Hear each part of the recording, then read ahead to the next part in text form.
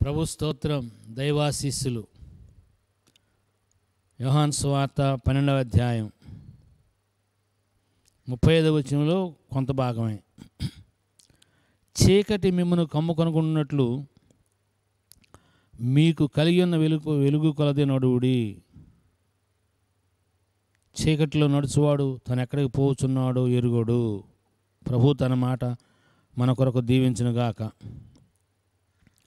చీకటి మిమ్మును కమ్ముకొనుకున్నట్లు అంటే చీకటి మనల్ని కమ్ముకునే అవకాశం ఉంది. ఎవరితో చెబుతున్నాడు ప్రభు వారి మాట? శిష్యులతో చెప్తున్నాడు. ఆయన దగ్గర దేవుని మాటలు వినడానికి వచ్చిన వారితో చెప్తున్నాడు. చీకటి మిమ్మల్ని కమ్ముకుంటుంది. దేవుడు సృష్టించిన చీకటి కాదు ఇది. దేవునికి వ్యతిరేకమైన చీకటి. దేవుడు సృష్టించింది ప్రతిదీ మంచిదే. వెలుగును చీకటిని వేరుపరచగా ఆ చీకటి కాదు ఈ చీకటి. ఈ చీకటి సాతానుకి సాదృశ్యంగా వాడబడింది, అంటే పర్యాయ పదంగా వాడబడింది.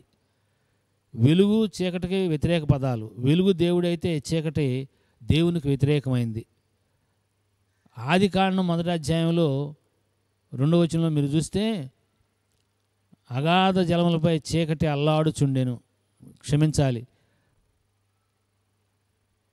భూమి నిరాకారముగాను శూన్యముగాను చీకటి అగాధ జలం మీద కమ్మి ఉండేనని ఉంటుంది. ఆ చీకటి కమ్మి ఉండటం అనేది, కమ్మిన చీకటి దేవుడు సృష్టించిన చీకటి కాదు, దేవుని నుంచి వచ్చిన చీకటి కాదు.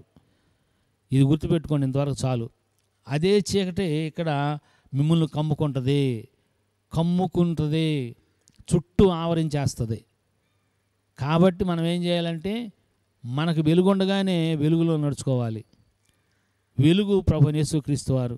నీ వాక్యము నా పాదములకు దీపం, నా త్రోవకు వెలుగు. వాక్యమే మనకు వెలుగు, వాక్యమే మనకు దీపం. ఈ వాక్యం మనకు ఉండగా ఏ క్రియలు ఎలా చేయాలో, ఈ దినం ఏ రీతిగా దీవెనకరంగా జీవించాలో, దేవునికి మహిమకరమైన కార్యాలు ఎలా చేయాలో మనం చేయాలి అంటే వెలుగు ఉన్న ప్రకారంగా నడుచుకోవాలి. వెలుగు మనల్ని నడిపిస్తుండగా ఆ వెలుగులో నడుచుకోవాలి. వెలుగు మనల్ని వెంబడిస్తుండగా ఆ వెలుగును వెంబడించాలి. వెలుగు మనకు ముందు నడుచుండగా ఆ వెలుగును నడవాలి. ఆ వెలుగును కానీ తప్పించుకున్నామా, వదిలిపెట్టామా, చీకటి కమ్ముకుంటుంది. చీకటి కమ్ముకుంది అంటే ఇక మన పరిస్థితి అయోమయం, గందరగోళం. ఎక్కడ పోతున్నావో తెలియదు, ఏం చేస్తున్నావో తెలియదు. ఈ వేళంతా వేస్ట్ అయిపోయింది, అసలు ఏమి నెమ్మది లేకుండా పోయింది. ఈ దినం 10 నుంచి సాయంకాలం వరకు పడిన పాటంతా వ్యర్థమైపోయింది అంటామే. దానికి కారణం మనకు దేవుడిచ్చిన వెలుగుని వెంబడించకుండా దాన్ని వదిలిపెట్టుడి చేత, ఆ వెలుగును వదిలిపెట్టుడి చేత చీకటి మనల్ని కమ్ముకుని ఎక్కడ పోతున్నామో తెలియకుండా నడిపిస్తుంది. అందుకనే చాలాసార్లు అలా నడుచుకుని నష్టపోయాం. ఇప్పుడు అలా నష్టపోకున్నట్లుగా, చీకటి మనల్ని కమ్ముకొనుకున్నట్లుగా వెలుగైన యేసుక్రీస్తు ప్రభువారిని వెంబడించే ఆత్మాభిషేకం నిండుగా మెండుగా మీ మీదకి, నా మీదకి, మనకు కలిగిన వారి మీదకి బలముగా వచ్చునుగాక. Thank you and God bless you.